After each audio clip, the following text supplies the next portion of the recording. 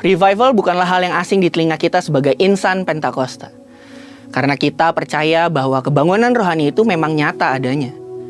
Bahkan kita percaya kita ada di dalam suatu gerakan Roh Kudus di akhir zaman yang kita kenal sebagai Pentakosta ketiga. Lalu bagaimana harusnya kita sebagai insan Pentakosta meresponi revival? Mari kita bahas dalam Voice of Pentecost kali ini. Tahukah saudara, pada tanggal 8 Februari 2023 ada kebangunan rohani yang viral di berbagai media sosial. Sekelompok mahasiswa mengalami lawatan Allah di kampus mereka.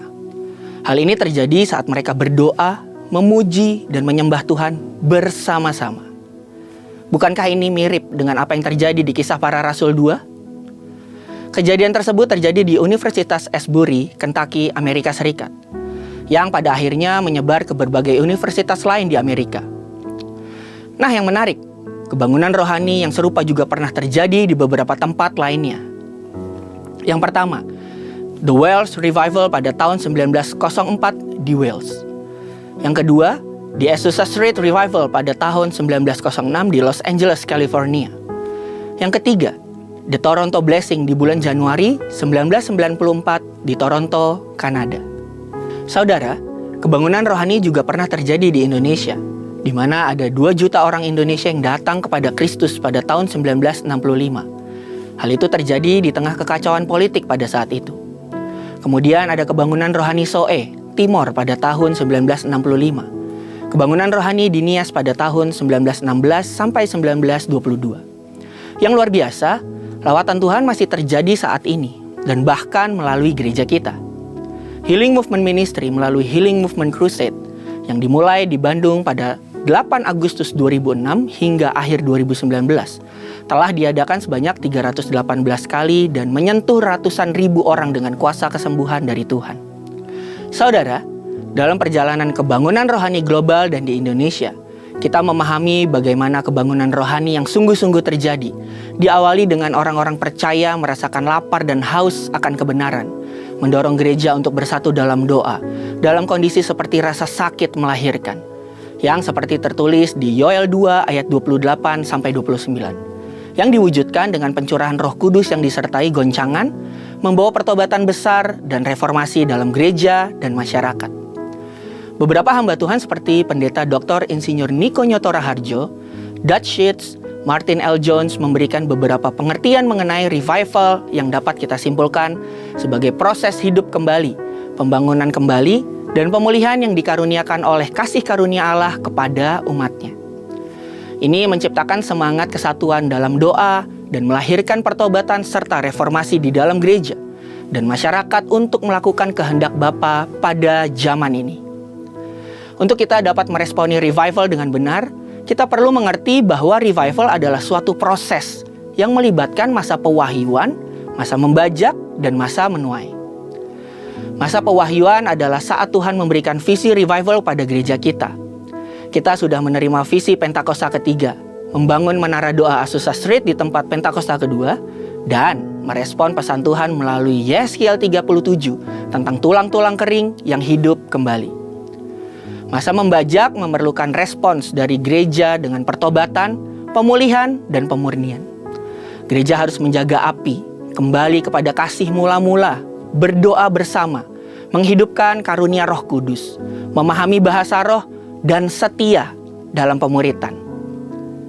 Masa penuaian melibatkan manifestasi Kristus dalam kehidupan orang kudus, pertumbuhan benih yang mencapai potensi penuh, dan menghasilkan reformasi gereja dan masyarakat.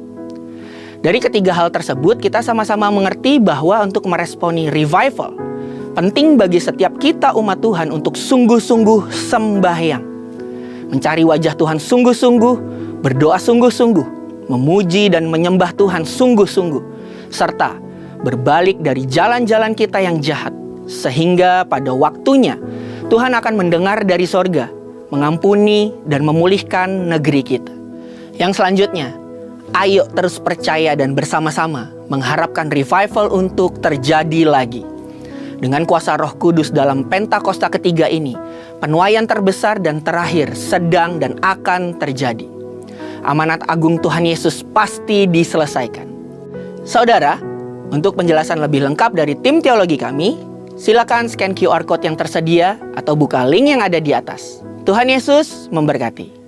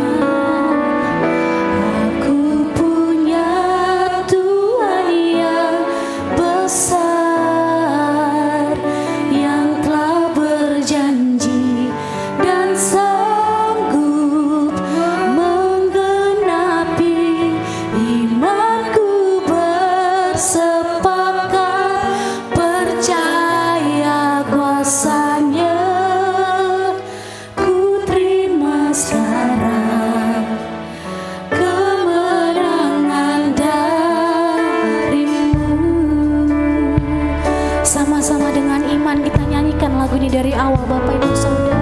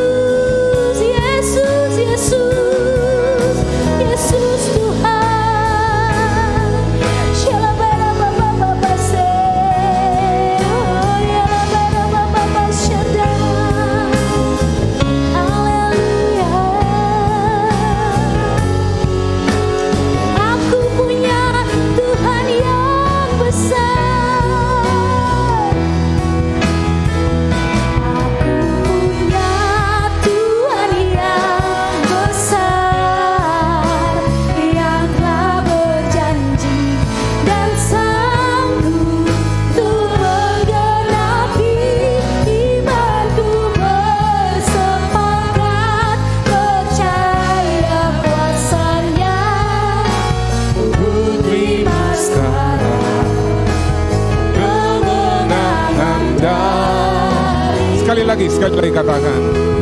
Aku punya Tuhan yang besar, yang tak berhenti dan sanggup menggenapi imanku bersepakat percaya kuasanya. Ku terima sekarang kemenangan darimu. Ku terima sekarang kemenangan darimu. Sekali lagi katakan.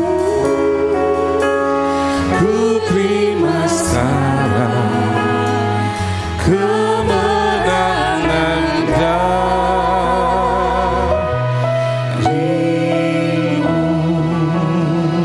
Kasih tepuk tangan dulu yang meriah buat Tuhan Yesus. Oh haleluya, haleluya. Glory bagi Tuhan Yesus. Bapak terima kasih. Terima kasih untuk kesempatan yang luar biasa Tuhan berikan buat kami. Bahwa anugerah yang dinyatakan setiap hari, nafas kehidupan jadi bukti. Bahwa setiap pagi kami boleh bangun dalam kemurahan, memandang, bertemu dengan orang-orang yang kami kasihi. Bahkan sore ini ada di sini, semata-mata karena kemurahan Tuhan, semata-mata karena kebaikan Tuhan. Dan sekali lagi terima kasih dan terima kasih. Aku berdoa dalam nama Tuhan Yesus bahwa lawatan Tuhan ada atas kehidupan kami senantiasa.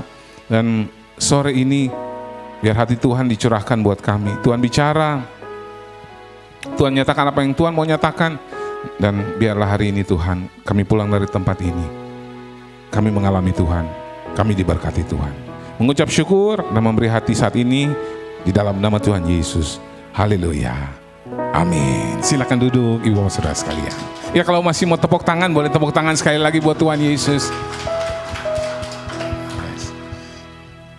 Kebetulan Anto dan saya adalah worship leader, jadi memang kita suka sekali tepuk tangan buat Tuhan ya Anto ya. Haleluya, Tuhan baik. Shalom, sekali lagi shalom ibu bapak saudara sekalian, shalom ya. Cukup lama saya akhirnya datang di sini lagi. Terima kasih ibu. Oleh anugerah Tuhan untuk bisa sharing.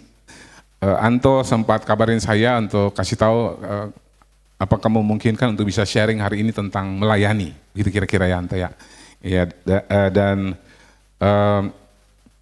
saya berpikir bahwa pengertian dan pemahaman kita tentang pelayanan itu harus mantap ya. Melayani itu harus mantap supaya kita tahu bahwa emang itu esensi kehidupan orang percaya, orang di dalam Tuhan Yesus. Ya, jadi hari ini kita akan belajar Yohanes 3 ayat 16 bilang bahwa begitu besar kasih Allah akan dunia ini sehingga Ia mengaruniakan anaknya yang tunggal. Untuk tujuan ini, bahwa yang percaya tidak binasa, melainkan beroleh hidup yang kekal. Ya, ketika ayat itu disampaikan kepada kita harus tahu bahwa itu adalah keputusan Bapa untuk mengirim anaknya. Ya, ada ayat lain bilang bahwa Dia yang setara dengan dalam kesetaraannya dengan Allah, Dia rela menanggalkan semuanya, ambil rupa seorang hamba. Hamba tuh tugasnya apa? Tujuannya melayani. Dan Alkitab berkata pelayanan dia didasari oleh pelayanan dia berjalan dalam ketaatan dan ketaatan kepada Bapa sampai akhir. Dan saya sangat percaya bahwa ketika kita mau berbicara tentang pelayanan, kita hanya punya melayani, kita hanya punya satu panutan, yaitu Tuhan kita sendiri. Yang setuju katakan amin. Haleluya. Firman Tuhan juga berkata, Tuhan Yesus sendiri pernah berkata bahwa anak manusia datang bukan untuk dilayani, melainkan untuk melayani, bahkan memberikan nyawanya menjadi tebusan bagi banyak orang. Matius 20 ayat 28. Jadi ketika kita berbicara tentang melayani, kita tahu bahwa itu esensi yang diteladanin oleh Tuhan kita sendiri. Pelayanan adalah panggilan tertinggi yang Tuhan Yesus tunjukkan di muka bumi sebagai gambaran bagaimana kita orang percaya harus hidup, yaitu hidup melayani. Sampai di sini yang ngerti katakan amin. Ya, kalau kita baca seluruh kitab Injil, kita akan menemukan bahwa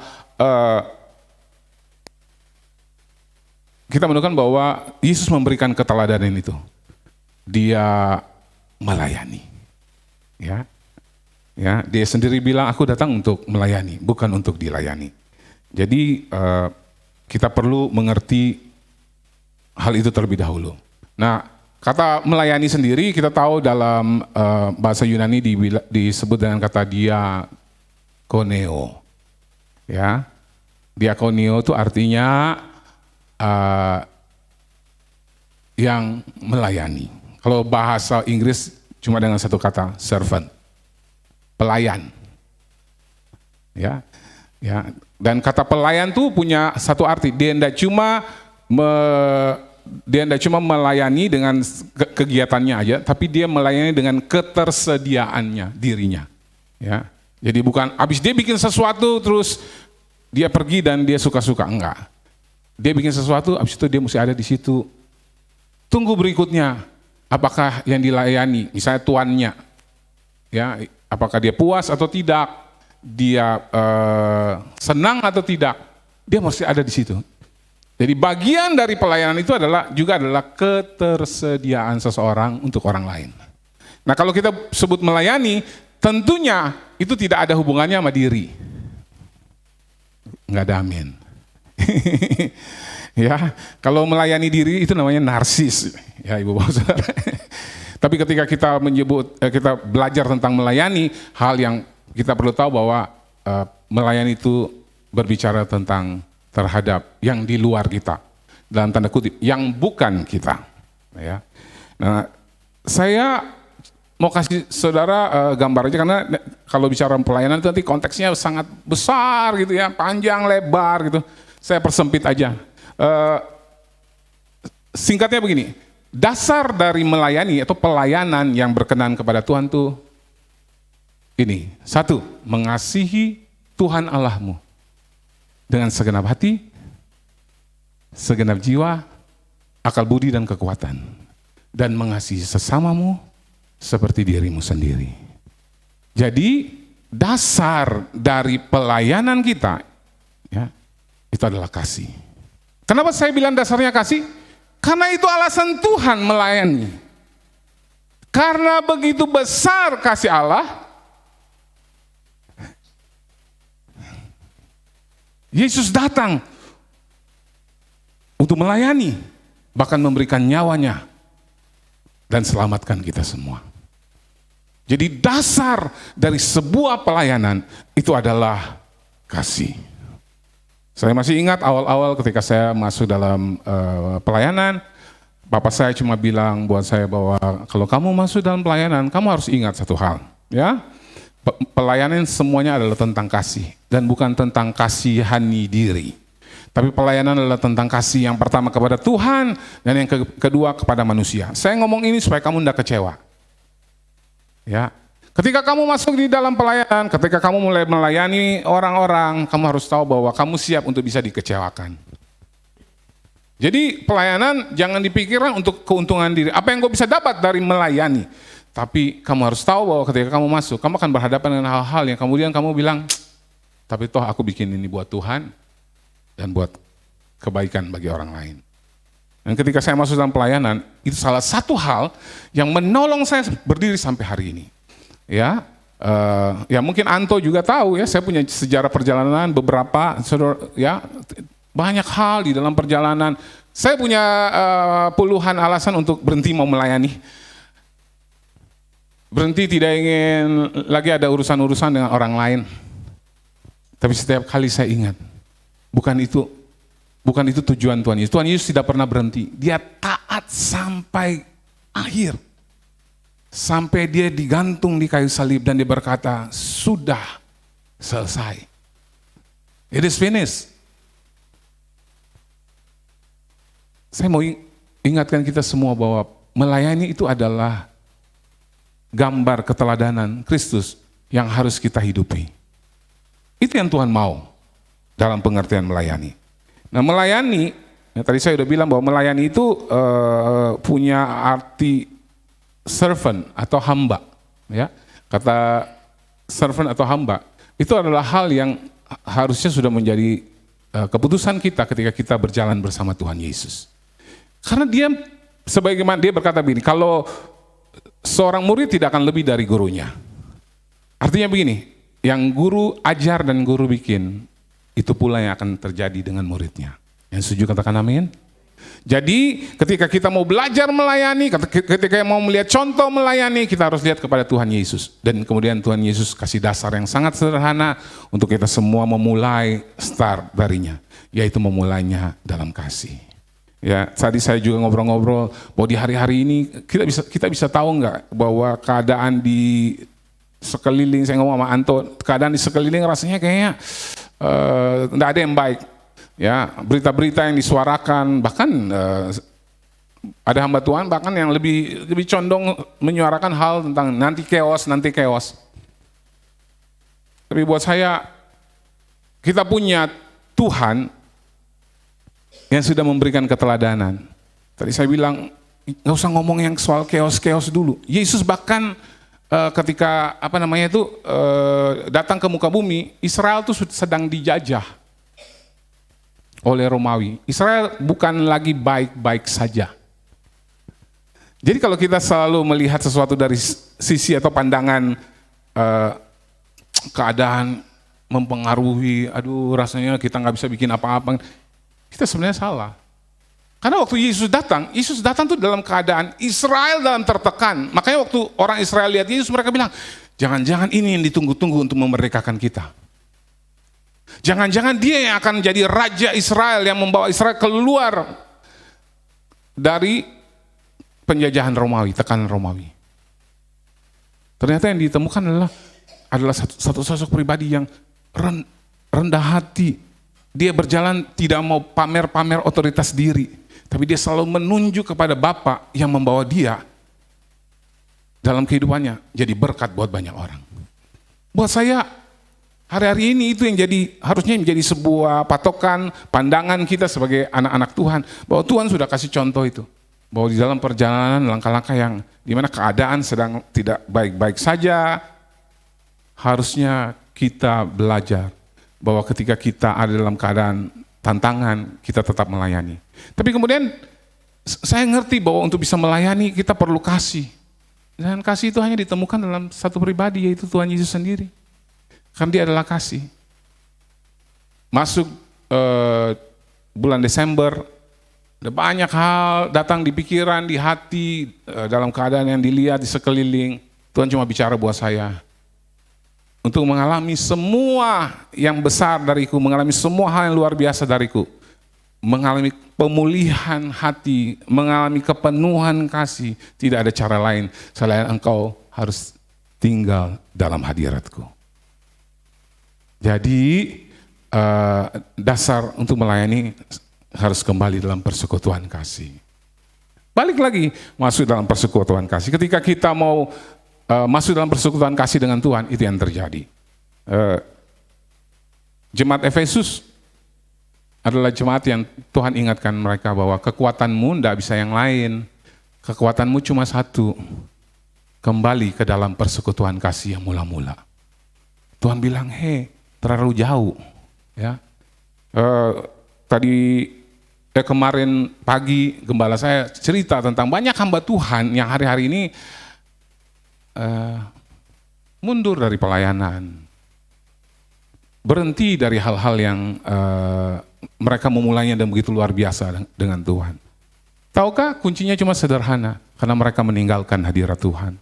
Ketika orang meninggalkan persekutuan mula-mula dengan Tuhan,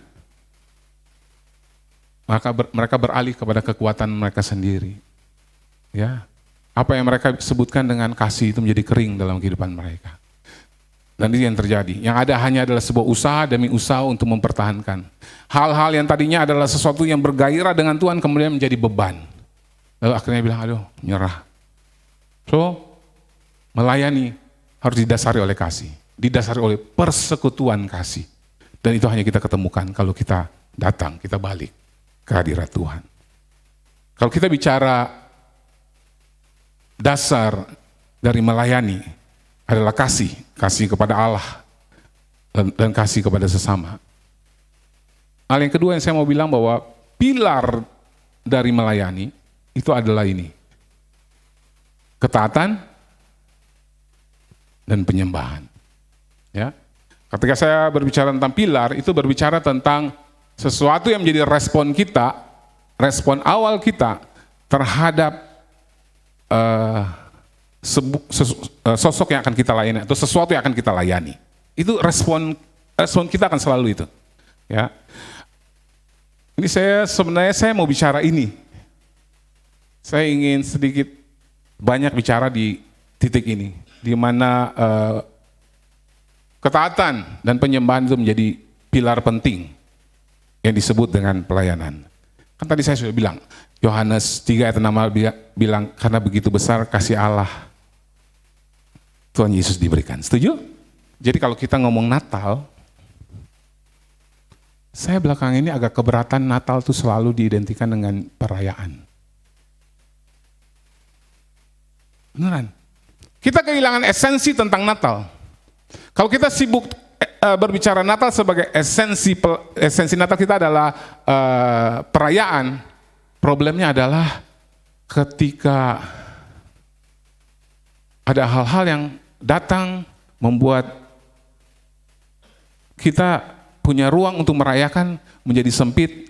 Nggak usah yang susah-susah lah. Yang lalu aja, waktu keadaan COVID terjadi, pandemi terjadi.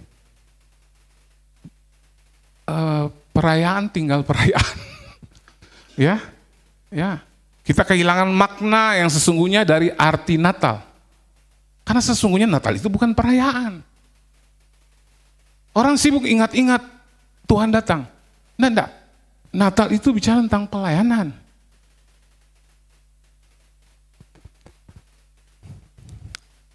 Oke, saudara, supaya saudara nggak bingung, yuk kita buka Alkitab kita. Kita buka Lukas 1. Ya, kebetulan ini kan udah mau 2 minggu lagi Natal nih. 2 minggu ya Ibu ya? Ya 2 minggu. 2 minggu lagi mau ada perayaan Natal di sini. Saya mau taruh satu fondasi dasar kebenaran di tempat ini supaya nanti waktu Natal datang kita sudah tahu kita sedang bikin apa. Ya. Lukas 1 ayat 30. Ya, kita tahu cerita ini. Ini cerita tentang pemberitahuan kelahiran Yesus. Gabriel diutus kepada Maria untuk membawa sebuah berita. Dan ayat 30 Gabriel berkata kepada Maria, "Jangan takut, hai Maria, sebab engkau beroleh kasih karunia di hadapan Allah. Sesungguhnya engkau akan mengandung dan akan melahirkan seorang anak laki-laki dan hendaklah engkau menamai dia Yesus. Ia akan menjadi besar dan akan disebut anak Allah yang maha tinggi dan Tuhan akan mengaruniakan kepadanya tahta Daud bapa leluhurnya," dan seterusnya. Ketika malaikat datang memberikan pesan ini, dengar baik-baik. Ketika malaikat datang memberikan pesan ini, malaikat datang dengan kasih tahu buat dia hal yang pertama adalah jangan takut. Kalau kata jangan takut itu muncul, biasanya itu adalah sesuatu yang Tuhan mau dorong, Tuhan mau bilang begini, miliki iman. Miliki iman, karena itu engkau perlukan untuk menjalani sebuah proses ke depan. Di mana kamu, kalau kamu berjalan dalam ketaatan, kamu akan lihat kemuliaan. Nah, kata jangan takut, malaikat bilang ke Maria, ini perlu untuk kita harus ingat, itu hal yang selalu akan Tuhan katakan kepada kita yang tahu, mengerti tentang apa itu melayani. Ya. Lalu kemudian kita lihat respon dari Maria. Maria bilang, setelah semua itu disampaikan oleh Gabriel, Maria bilang kepada malaikat itu, bagaimana hal itu mungkin terjadi karena aku belum bersuami. Jawab malaikat itu kepadanya, Roh Kudus akan turun atasmu dan kuasa Allah yang maha tinggi akan menaungi engkau, sebab itu anak yang anak yang akan kau lahirkan itu akan disebut kudus, anak Allah. Saya lompat, ayat 38 berkata, kata Maria, sesungguhnya aku ini adalah servant of God. Aku ini adalah hamba Tuhan, aku ini adalah pelayan. Jadilah padaku menurut perkataanmu itu. Lalu malaikat itu meninggalkan dia. Ya, jadi konteks yang pertama yang saya mau ingatkan kepada ibu bapak bahwa yang tadi saya bilang bahwa pilar dari pelayanan yang berkenan di hati Tuhan, dari melayani sebagaimana yang Tuhan kehendaki, itu yang pertama adalah ketaatan. Ketaatan. Maria bisa bilang, aduh jangan saya deh. Dia bisa bilang, tidak, itu bukan bagian saya. Nah mau, saya tidak akan lakukan. Tidak, saya tidak akan terima. Hari itu, bahkan dalam ketidakpengertian dia nggak ngerti ini apa yang akan terjadi. Bagaimana bisa seorang wanita hamil tanpa bersatu dengan suaminya? Bagaimana bisa? Ada hal-hal yang mustahil di pikirannya, hal-hal yang tidak dapat dia mengerti, tapi dia memilih taat. Dan ketaatan itu ditunjukkan, dia bilang, aku ini hamba. Tugas saya cuma siap. Itu sikap seorang pelayan.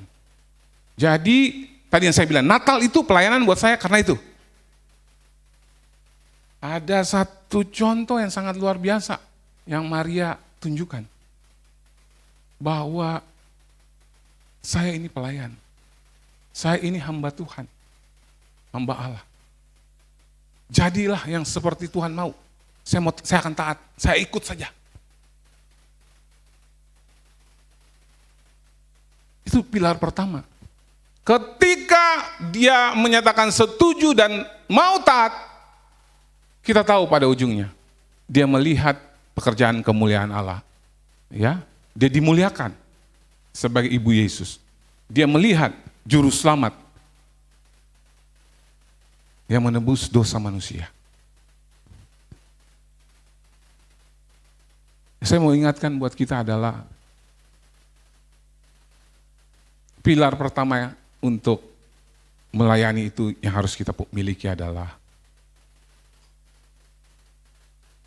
ketaatan. Ketersediaan untuk bilang iya kepada Tuhan. Ya. Maka hal yang Tuhan akan buat itu akan terjadi. Nah, ada yang seru. Tadi kan saya bilang pilar yang pertama itu adalah ketaatan dan pilar kedua adalah penyembahan.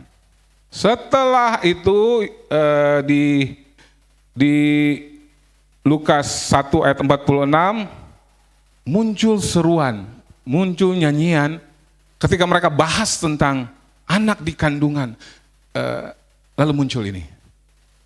Ketika mereka bahas tentang ketersediaanmu, kamu berbahagia, kamu mau ya bahwa tuan dari anakku di kandunganmu.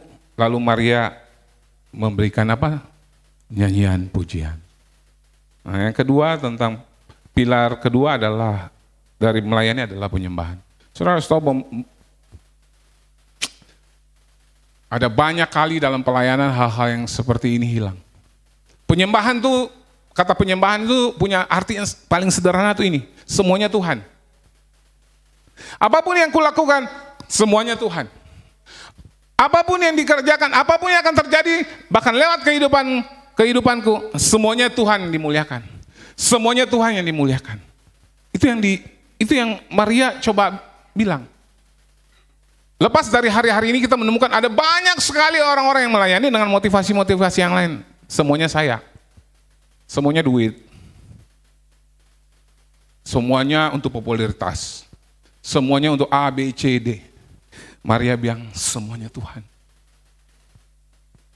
Penting sekali kita tahu bahwa penyembahan itu adalah pelayanan kita. Penyembahan itu pelayanan kita kepada Tuhan. Sama seperti ketaatan kita itu adalah pelayanan kita kepada Tuhan. Penyembahan adalah pelayanan kita kepada Tuhan. hal ini berulang loh. Saya lanjut deh. Ya, di Lukas 2. Di Lukas 2 ayat 10. Di situ kita tahu Tuhan lahir ya. Ketika Tuhan Yesus lahir dan ada gembala-gembala lagi bawa ternak pada malam, malaikat datang kepada mereka. Lalu kata malaikat ayat 10 kepada mereka. Perkataan pertamanya apa? Jangan takut. Jangan takut. Ya, ada tugas yang harus kamu lakukan. Kata jangan takut itu selalu datang karena ada tugas yang harus kamu lakukan. Jangan takut. Ya. Sebab sesungguhnya aku memberitakan kepadamu kesukaan besar untuk seluruh bangsa. Hari ini telah lahir bagimu juru selamat, yaitu Kristus Tuhan di kota Daud. Malaikat lagi bilang, percaya, jangan takut. Ini ada berita besar nih. Sudah lahir juru selamat. Percaya.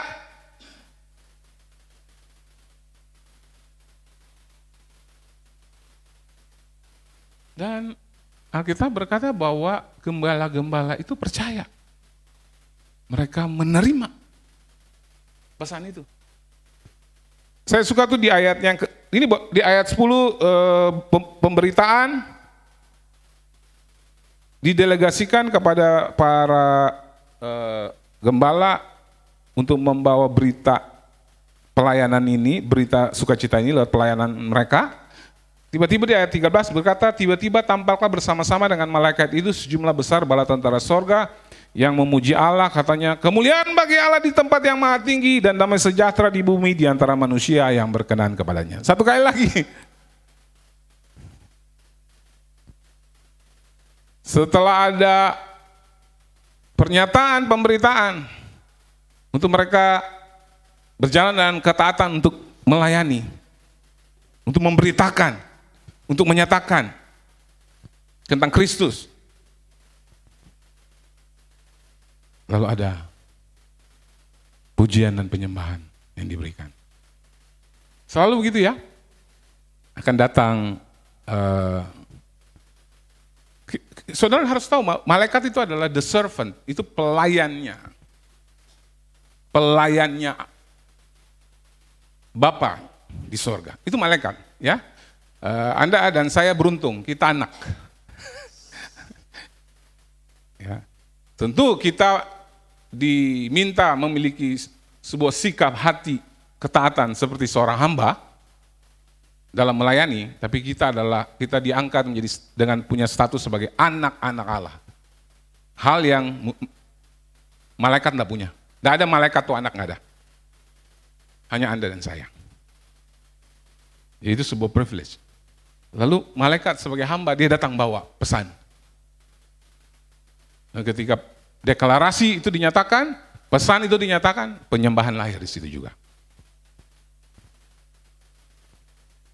Kemudian yang kita tahu bahwa setelah itu para gembala bilang, yuk buru-buru, kita mesti lihat benar nggak yang diomongin sama malaikat tadi.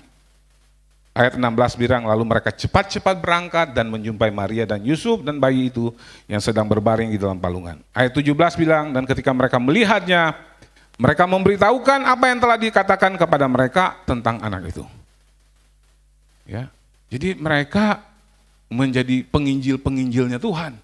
Mereka menjadi penyebar kabar baik.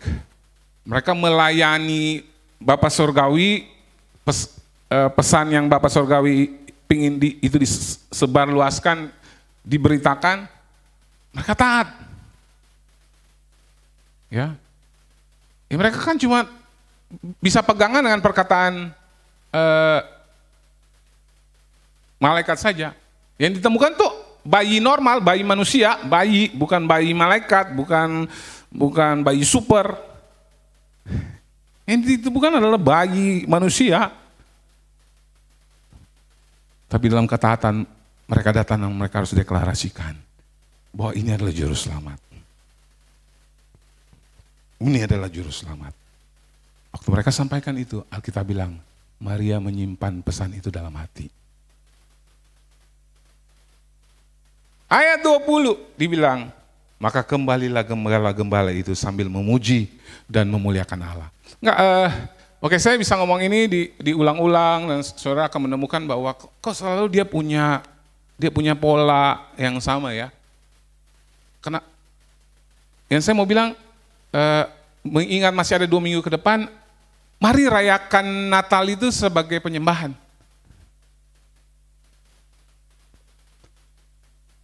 Natal itu harus dideklarasikan. Yang agak sedang jadi masalah di dalam hari-hari ini adalah ada banyak orang takut berbicara tentang Yesus Kristus Tuhan. Karena ada masalah di Timur Tengah lah, ada orang bilang kita mesti berhikmat lah. Enggak, pesannya masih tetap sama. Kan saya udah bilang di awal. Yesus hadir justru di dalam keadaan lagi kontras.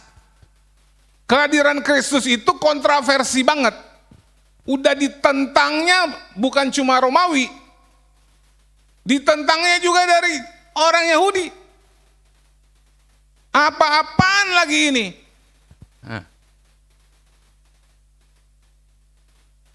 Tapi yang terjadi adalah Kristus hadir menyatakan diri dalam kepenuhannya sebagai Allah dan manusia di muka bumi. Tidak ditahan-tahan, tidak dikurang-kurangi. Gereja Tuhan di tempat ini jangan berhenti menyuarakan, mendeklarasikan Kristus Yesus sebagai Tuhan dan Juru Selamat di tengah-tengah bangsa ini. Jangan berhenti. Jangan tahan-tahan cuma karena alasan kita ada di situasi politik hari-hari ini. Enggak. Enggak ada urusannya. Saya bersyukur Tuhan Yesus waktu datang juga enggak ngurusin politik. Beneran kan? Ya, kalau baca kan enggak ada Tuhan Yesus lagi bilang gini, untuk ngalahin Romawi harus begini. Enggak. Tidak digubris. Malah kalau ada yang colek-colek Tuhan tentang Romawi, ini duit buat siapa? Buat Tuhan atau buat Kaisar? Dibilang kalau ada gambar Kaisar ya buat Kaisar. Tuhan Yesus tidak berpolitik. Karena dia datang, dia fokus kepada melayani kehendak Bapa, melayani apa yang menjadi tujuan Bapa. Ya. Makanya yang ketiga saya mau ingatin bahwa fokus dari melayani itu adalah kepada Bapa, apa yang menjadi kehendaknya, dan kepada sesama. Udah. Kalau yang ini kita udah tahu, Tuhan Yesus jalan, ada orang sakit, tergeraklah hatinya oleh belas kasihan. Hal yang sederhana. Ada banyak orang berpikir bahwa melayani Tuhan itu harus berdiri di sini, jadi gembala seperti ibu, seperti Pak Anto. Enggak. Jadi worship leader, enggak. Ingat enggak, pernah ada ayat yang Tuhan Yesus bilang begini, waktu aku lapar, engkau kasih aku makan. Waktu aku telanjang, engkau kasih aku pakaian. Waktu aku sakit, kamu mengunjungi aku. Lalu ditanyain, kapan kami bikin itu? Waktu engkau lakukan buat orang-orang yang sederhana ini. Gini Pak, Bu, secara praktis untuk melayani. Betul, kalau ibu bapak saudara merasa ada punya panggilan untuk menyanyi gitu ya, suaranya bagus, fals, mari daftar, ada Pak Anto bisa mengarahkan, daftar untuk jadi singer ini ya, ikut juga kelas pemuritan gitu dan sebagainya, dan siap untuk melayani saudara-saudara yang ada di sini. That's very good. Mau jadi pengkhotbah pun boleh, ya, bisa di training, diatur, ikutin dalam step-stepnya, apa saja untuk hal-hal yang berhubungan dengan kegiatan gereja. Tapi tahukah kita bilang tentang pelayanan yang paling sederhana yang Tuhan sudah tunjukkan, what you do untuk orang di sekelilingmu, itu pelayanan. Tuhan bilang yang kamu lakukan ke mereka, itu kamu lakukan buat saya. Waktu kamu layani mereka, kamu sedang layani saya. Jadi sesederhana itu, dimulai dari pulang, jadi suami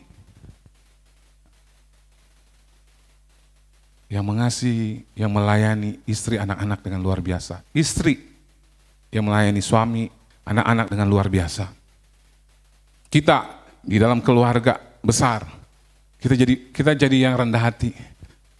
Susah saudara kalau datang dan mukanya udah tinggi, udah susah. Datang, saya punya anak anak gembala di tempat kami hebat sekali buat saya karena dia dibesarkan dengan hal-hal yang maksudnya dia bukan anak yang besarnya kayak naik bus. Dia mungkin nggak pernah naik bus. Saya sih yakin dia belum pernah naik bus. Gitu ya. Ya, karena kehidupannya memang kehidupan ini banget. Tapi saya rasa bahwa apa yang orang tuanya tanam di hidupnya itu luar biasa. Kami kalau duduk makan aja, yang datang bawain garpu, sendok, yang tawarin makan apa, yang ini, itu dia. Oh, saya sampai wow. Maksudnya itu hal yang sederhana. Tapi perhatian yang seperti itu nyantol di hati kami semua, teman-temannya. Ya. Maksudnya dia nggak perlu lakuin itu. Dia bisa suruh pembantunya lakukan itu. Dia punya pembantu yang banyak. Tapi dia bikin itu sendiri. Saya lihat itu. Kalau kami perjalanan misi dengan papanya gitu ya, gembala saya, itu anak papanya perlu apa aja dia serve number one. Dia akan, papi perlu apa? Papi perlu ini loh, dia sudah lari. Udah papanya bilang nggak usah, dia sudah set. Diambil dia datang. Kayak itu sesuatu yang, tapi saya suka adalah ketika kami melayani sama-sama di musik, itu hati yang terbawa. Ketika nyembah Tuhan, saya tahu apa yang dilakukan dengan hal-hal yang sederhana itu berdampak dalam hal-hal lainnya, termasuk waktu melayani sama-sama di pujian penyembahan. Mengasihi Tuhan. Fokus kita dalam melayani, yang ketiga yang saya bilang, adalah melayani Allah dan melayani manusia. Tahun 2019, tadi saya cerita buat Anto. Tahun 2019, ya kira-kira udah sepertiga tahun lewat di 2019, tiba-tiba muncul di kelompok kami, tim Praise and Worship di gereja kami, kayaknya kita perlu bikin sesuatu untuk jadi berkat di YouTube, gitu ya, saudara. Jadi akhirnya disepakati, iya yuk. Gembala saya bilang, iya mulai saja. Nggak usah buka buat orang, jemaat kita aja dulu, mereka perlu, kadang-kadang mereka suka nanya, itu lagu yang dinyanyiin tadi itu lagu siapa, bisa dapat di mana? Kalau bilang mereka cari di YouTube, opa, oma disuruh cari itu kan ribet gitu kan, kayak aduh gimana. Bikin aja nanti saya yang share, jadi gembalanya bilang saya yang nanti share ke jemaat satu-satu, mereka tinggal klik linknya, nonton setiap kali gitu. Jadi idenya awalnya begitu. Lalu kemudian di pertengahan 2019, kami mulai bikin konten tuh, berapa bulan tuh, kurang lebih 3 bulan kami bikin konten, satu bulan waktu itu kami bikin sekitar 4 atau 3 konten nyanyian pujian penyembahan, lagu-lagu pujian penyembahan. Dan yang terjadi adalah 2020 awal, pandemi. Saudara tahu, ketika pandemi terjadi, kami masih jalanin, kontennya kami jalanin. Kami rekaman meskipun harus PCR, harus ini, lanjutkan, karena merasa itu menjadi bagian dari visi Tuhan, di mana Tuhan suruh, ini harus jadi berkat buat orang. Kami lanjutkan. Bapak Saudara, yang tidak kami sangka adalah ketika kami memulai konten-konten pujian penyembahan, lagu-lagu rohani di tim kami, yang kami keluar dengan nama Sudirman Worship, yang kami nggak nyangka adalah waktu masuk tahun 2020, kami dapat banyak sekali kesaksian. Bagaimana lagu-lagu itu menolong banyak orang melewati waktu-waktu sangat berat di waktu COVID, di waktu pandemi. Ya, saya cerita juga buat Anto, saya punya sepupu, sebenarnya itu sepupu istri saya sebenarnya. Sepupu istri saya, dia kanker stadium 4, dia divonis masuk kanker stadium 4 di tengah-tengah di tengah-tengah COVID sedang baru mulai. Ini saudara bayangkan ya, tekanannya double tuh. Udah divonis kanker stadium 4, terus dengar COVID, orang meninggal di mana-mana. Ini kayak, wah itu momok yang sangat menyeramkan. Dan dia nggak tahu, dia kayak blank, dia nggak tahu dia mesti ngapain. Ya dia berusaha untuk membangun dirinya. Ya dia berusaha untuk lihat video-video apa tuh namanya? Video-video khotbah di YouTube. Tapi ada hal yang dia rasa kayak dia tekanannya begitu berat. Sampai suatu hari dia liatin saya lagi nyanyi di salah satu konten video kami. Dan hari itu Tuhan lawat hatinya. Tuhan juga, dia cerita suaminya juga Tuhan lawat hatinya lewat konten itu. Dan kemudian dia dengar lagunya tiap hari, tidak pernah absen. Dari hari pertama vonis sampai dinyatakan sembuh total. Setiap hari dia dengerin. Kenapa? Dia bilang alasan dia dengerin, karena itu nguatin banget. Kayak Tuhan bicara lewat kamu lagi nyanyi itu, Tuhan lagi bicara lewat kamu buat saya, Noel. Yang dia enggak tahu adalah waktu saya nyanyi itu saya lagi baru sembuh COVID. Saya bilang makanya kalau dengerin lagunya, pasti dengerin saya lagi fales. Iya, gimana nggak fales? Nyanyi baru satu track fales. Lendir, dahak naik semua, aduh, mesti stop dulu. Take ulang lagi. Saya bahkan tidak terlalu suka, saya kayak, aduh, ini tidak maksimal banget. Yang saya merasa tidak maksimal, tapi saya mau taat saja. Ya udah kita harus taat, kita harus bikin. Nggak boleh berhenti. Jadi waktu COVID itu, orang bilang, ih kalian masih produktif. Ya bagaimana Tuhan suruh masa berhenti tiba-tiba. Kami jalanin. Terus saya kasih tahu. Itu yang dibilang. Jangan takut. Kalau Tuhan taruh visi, lakukan. Layani Tuhan. Jadikan itu sebuah pelayanan buat orang lain. Untuk menjadi berkat buat orang lain. Dan itu terjadi. Ya. Satu lagi orang tiba-tiba dia kasih tahu, dia kabarin dan dia bilang, saya batal bunuh diri. Dalam depresi di saat COVID, hilang, nggak ada kerjaan, nggak ada, wow saudara, itu tidak gampang buat orang. Kita semua mungkin di sini bisa bilang, nggak gitu-gitu banget, nggak, itu buat kita. Ada orang lain yang benar-benar down banget, habis banget, hancur banget. Ada orang yang mati, ada orang yang bunuh diri. Ada orang yang gila di COVID. Tapi hari itu dia memutuskan, kalau Tuhan tidak bicara buat dia akan selesai, habiskan hidupnya selesai. Saudara tahu dia klik YouTube, konten pertama yang muncul adalah sepanjang hidupku kau setia. Saya lagi nyanyi dengan fales-falesnya. Sepanjang hidupku kau sangat baik. Tuhan jamah hatinya. Tuhan lawat hidupnya. Dan dia bilang, saya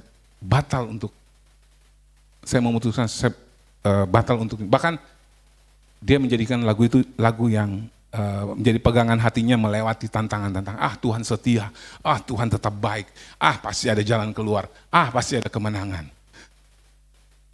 Kita nggak pernah tahu dalam ketaatan kita, ujungnya ada berkat, ada kemuliaan bagi orang lain. Ini saya ngomong dari sisi Sudirman Worship. Awal pandemi, gereja ditutupkan di mana-mana. Lalu gembala saya memutuskan untuk, tapi gereja harus buat sesuatu. Gereja harus tetap bergerak. Gereja harus bikin sesuatu. Kita sedang cari gimana caranya bikin sesuatu. Kasih makan aja orang miskin. Kasih makan orang miskin di jalan. Gitu ceritanya. Mulainya dari gitu. Kita mulai dari 30 nasi bungkus. Tujuannya adalah juga tolong warung-warung untuk mereka tetap ada penghidupan. Jadi kita beli di warung, tapi minta mereka kuponnya dibagi ke orang-orang miskin ambil makanan di mereka. Lama-lama nggak begitu juga, ditambahkan. Jadi 100, jadi 200, jadi 300 makanan. Terus dalam kesetiaan selama pandemi setiap hari bagi makanan. Gereja. Jadi saya kasih tahu, kami menuai jiwa. Dan itu bukan orang Kristen.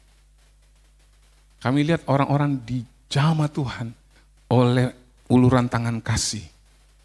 Setia dalam kesetiaan. Ya. Waduh, ini apa namanya? Delta, lebih berbahaya. Tim kami tidak peduli. Kalau Tuhan sudah suruh pakai masker, turun di jalan. Cari orang, kasih makan, kasih pertolongan. Ketemu ada orang, kebetulan itu orang Kristen. Begitu ngomong sama dia, Ternyata dia udah berapa 2 bulan apa hidup sama berapa anak di emperan, anak-anak kecil. Karena udah nggak bisa bayar kontrakan. Gereja harus apa? Bantu. Itu pelayanan. Kontrak 3 tahun buat dia. Saudara, saya kasih tahu. Mereka jadi orang-orang yang kemudian bangkit dalam kasih kepada Tuhan. Jadi militan. Jadi hidup kehidupan yang tahu bahwa ada pertolongan dari Tuhan. Ini sungguh-sungguh. Tapi itu dimulai dari taat. Ya. Kita bisa aja, ngapain sih buang-buang duit? Keluarin duit begitu banyak, nggak ada pemasukan. Sorry. Ya, itu kan sama sekali tidak ada persembahan kasih. Nggak ada scan lewat. Gembala saya nggak di awal pandemi nggak pernah ada yang begituan. Tapi yang cuma dipikirkan adalah tugas gereja jadi berkat. Tugas gereja melayani. Tugas gereja menyenangkan hati Tuhan. Tadi saya bilang, nggak perlu yang jauh-jauh. Waktu ada orang lapar, kamu kasih makan. Waktu ada orang sakit, kamu doakan. Engkau kunjungi. Ada orang telanjang, kamu kasih pakaian. Sederhana. Nah, saya cuma mau minta ini, pulang dari tempat ini, belajar melayani dengan hal yang sederhana seperti itu. Saya ngomong ini adalah sampai hari ini. Tadinya dimulai dari cuma tolong orang di jalanan. Sekarang sudah adopsi belasan panti asuhan. Sampai ODGJ, asrama-asrama orang gila. Kami start, nggak peduli. Kalau Tuhan sudah mulai taruh di hati, taat saja bikin. Dan dahsyat sekali. Saya ngomong ini tidak tentang kejayaan pekerjaan manusia. Saya lagi mendorong saudara untuk ngerti bahwa melayani itu tidak usah macam-macam. Melayani itu sederhana. Dari kebutuhan yang ada di sekeliling kita. Lalu Tuhan bilang, waktu kamu lakukan itu buat mereka, kamu sedang melayani aku. Pilar, ingat saya balik lagi pilar. 1, ketaatan. Kalau Tuhan suruh layani, siapa yang Tuhan suruh ada di sekeliling kita, layani. Sebenarnya itu kita sedang lakukan buat Tuhan, kita sedang melayani dia. Yang kedua, ingat, penyembahan itu adalah pelayanan. 2 minggu lagi akan ada Christmas di tempat ini. Jadikan itu, Natal itu adalah Natal penyembahan. Bukan sekedar perayaan.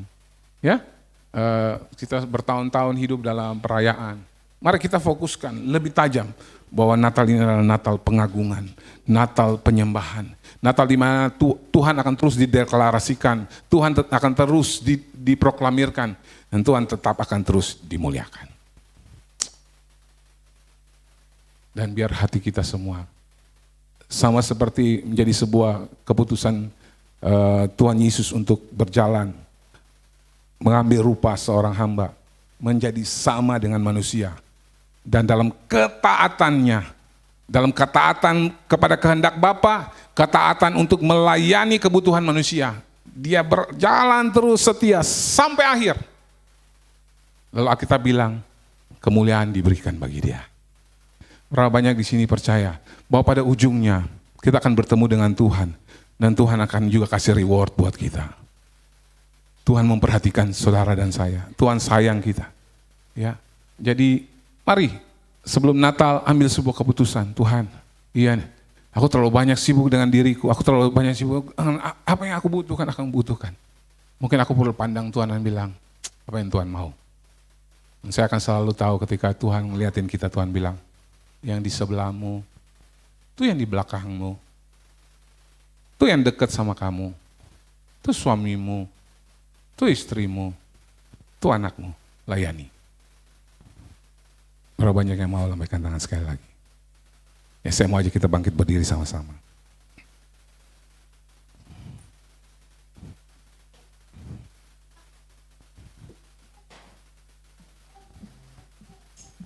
Saudara akan punya semua hal praktis dalam kehidupan saudara.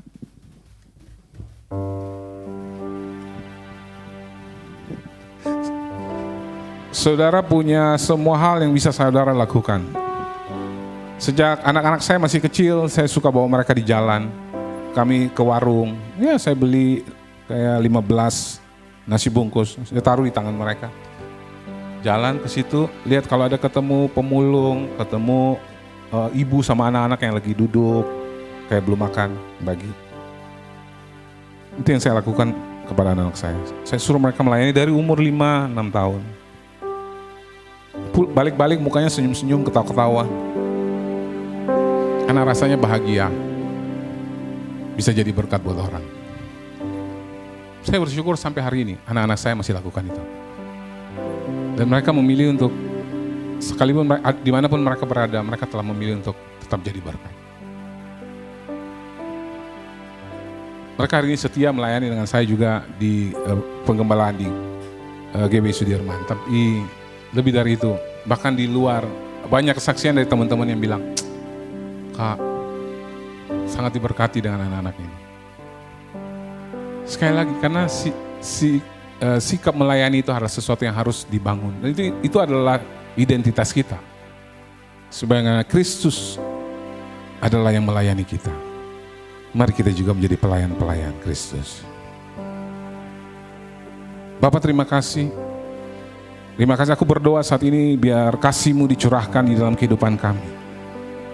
Dan kelimpahan kasih itu Tuhan, Engkau nyatakan lebih lagi. Aku berdoa kalau hari-hari ini banyak di antara kami yang sudah mulai kering. Kami tahu kami tidak bisa melayani keluar dari kekuatan kami, dari kebiasaan, dari rutinitas, dari aturan-aturan semata.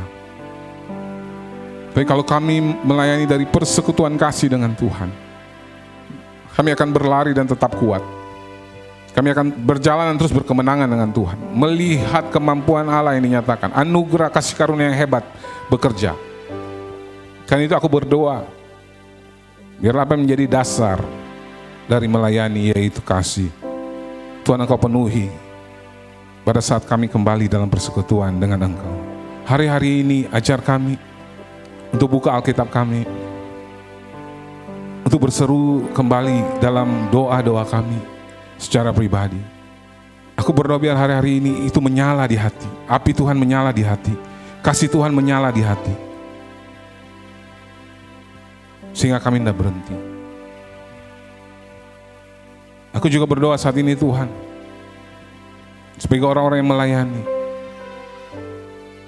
dalam kasih, kami memiliki kesediaan untuk berjalan, untuk setuju dengan Tuhan, untuk melakukan apa yang Tuhan suruh kami lakukan dengan setia, untuk taat, terutama terhadap orang-orang yang membutuhkan.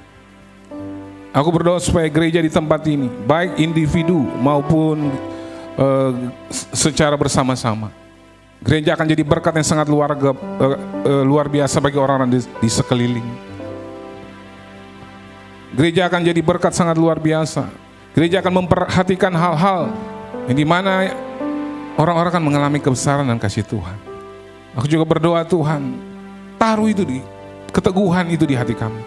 Firman-Mu setiap kali datang untuk mengajar kami untuk keluar dan melayani, dimulai dengan jangan takut. Ya, karena ada Tuhan yang beserta kami. Immanuel sudah ada di hidup kami. Immanuel telah datang ke muka bumi, supaya berita anugerah damai sejahtera sejati yang dari sorga dapat diteruskan oleh semua kami yang melayani Tuhan dengan kehidupan kami, melayani Tuhan dengan pengakuan kami. Aku berdoa dalam nama Tuhan Yesus, jadikan setiap kami di tempat ini orang yang akan terus memilih berjalan dalam kesetiaan, meresponi Tuhan. Apa yang Tuhan mau itu yang kami lakukan. Aku juga berdoa Tuhan di dalam hari-hari ini, bahwa kami dapat melayani Tuhan secara pribadi melalui penyembahan kami. Ada hal-hal yang mungkin sudah hilang di dalam waktu-waktu yang lalu. Tuhan, bawa kami kembali. Sekali lagi, biar nama Tuhan dipermuliakan. Nama Tuhan dipermuliakan. Secara khusus aku berdoa untuk Natal di dalam 2 minggu ke depan. Biar bukan sekedar perayaan, tapi penyembahan kepada Tuhan. Penyembahan kepada Tuhan. Aku berdoa dalam nama Tuhan Yesus, bahwa gereja ini akan terus dibawa. Gereja ini akan terus dibawa. Jemaat Tuhan dibawa, pelayan-pelayan Tuhan dibawa. Semua kami, anak-anak-Mu di tempat ini dibawa untuk memperhatikan apa yang menjadi keinginan Bapa dan juga apa yang menjadi kebutuhan banyak orang di luar sana. Ada orang-orang yang bilang bahwa keadaan akan tidak baik-baik saja, tapi itu bukan menjadi fokus kami. Fokus kami adalah kepada Engkau Bapa, menjadi kesukaan Engkau. Fokus kami adalah mendengar apa yang Engkau mau, terutama apa yang Engkau mau menjadi kebutuhan banyak orang. Gereja ada untuk itu, melayani, sebagaimana Kristus adalah pelayan yang datang dan sudah melayani kami semua. Engkau sendiri berkata, barang siapa yang mau menjadi terbesar, ia harus menjadi yang terkecil, ia harus menjadi pelayan, ia harus menjadi hamba. Aku berdoa dalam nama Tuhan Yesus, itu yang menjadi keputusan kami pada sore hari ini. Keputusan kami dalam kesederhanaan untuk melayani. Sekali lagi terima kasih dan terima kasih. Aku berdoa juga Tuhan bahwa gereja ini akan terus dibawa masuk di dalam tahun 2024, menggenapi setiap rancangan dan rencana Allah. Ada penuaian terjadi di gereja ini, ada kemuliaan Allah yang dinyatakan dengan dahsyat lewat gereja ini. Aku sangat tahu Tuhan bahwa gereja ini mengasihi Engkau, gereja ini cinta akan Tuhan. Aku berdoa biar kemuliaan Allah terus dinyatakan memancar dari kehidupan mereka, dalam pengejaran mereka, dalam kerinduan mereka akan kehendak-Mu dan akan wajah-Mu. Sesuatu terjadi lewat gereja ini. Terima kasih Bapa dan terima kasih. Aku juga berdoa Tuhan bahwa tangan kuasa Allah menyertai gembala di tempat ini, juga seluruh pelayan-pelayan Tuhan, untuk terus berkobar-kobar dan terus setia dalam melayani Tuhan sampai akhir. Bahwa itu menjadi sebuah keputusan hati yang lahir karena dalam persekutuan kasih dengan pribadi Bapa sendiri.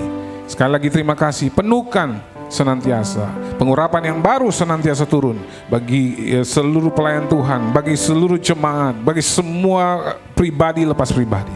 Ada anugerah Tuhan buat kami. Terima kasih, terima kasih, terima kasih. Mari angkat tangan sama-sama. Dan ku ingin mengenal-Mu Tuhan, lebih dalam dari semua yang ku kenal. Tiada kasih yang melebihi-Mu. Ku ada untuk menjadi penyembah-Mu, dan ku ingin mengenal-Mu Tuhan, lebih dalam dari semua yang ku kenal.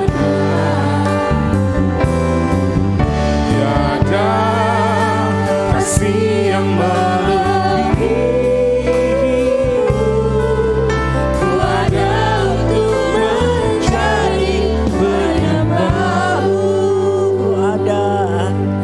Ku ada untuk menjadi penyembah-Mu.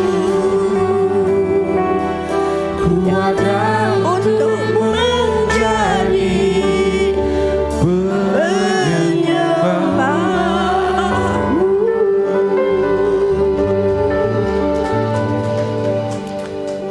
Terima kasih untuk sore hari ini Tuhan.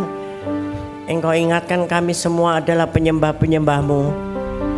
Dan di dalam musim menjelang Natal ini, biar kami lebih memperbanyak lagi penyembahan kami buat Engkau. Itu yang terpenting, supaya damai sejahtera yang diturunkan itu turun atas kami semua. Manusia diperkenan oleh Tuhan, supaya setelah selesai Natal tidak hilang damai sejahtera itu. Terima kasih Tuhan untuk hamba-Mu Pak Noel Patrick.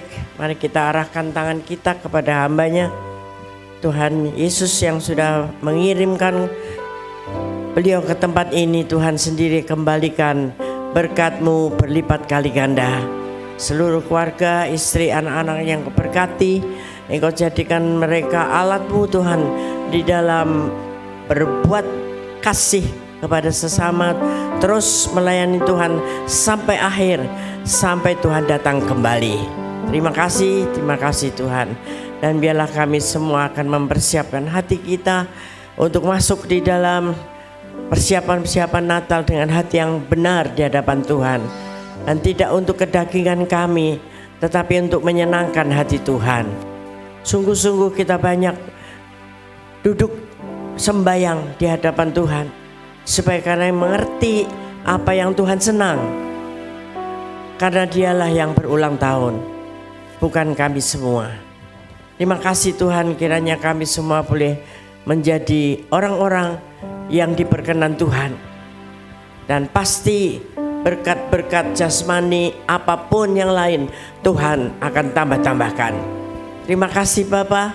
Dan sore hari ini kami akan ucapkan sekali lagi terima kasih kepada Tuhan dengan nyanyian kami. Terima kasih Tuhan. Untuk kasih setiamu yang ku alami dalam hidupku. Terima kasih Yesus untuk kebaikanmu sepanjang hidupku. Ya, terima kasih Yesusku, buat anugerah yang Kau beri. Sebab hari ini Tuhan adakan syukur bagimu. Sebab malam ini Tuhan adakan syukur bagimu.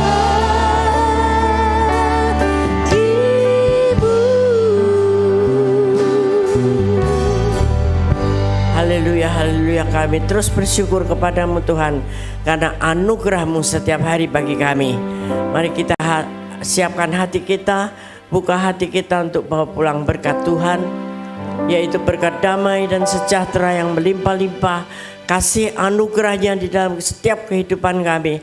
Dan teruslah berjanji ke depan lebih intim lagi dengan Tuhan melalui Roh Kudus-Nya di Pentakosta ketiga ini, dari hari ini sampai Tuhan datang kembali. Tetap setia sampai mati. Tuhan memberkati. Haleluya.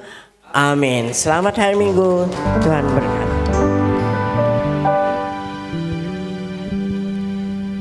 Ya, baik Bapak Ibu Saudara, jemaat yang dikasih Tuhan, ibadah sore hari ini telah selesai. Bapak Ibu Saudara boleh bersatu dulu sejenak.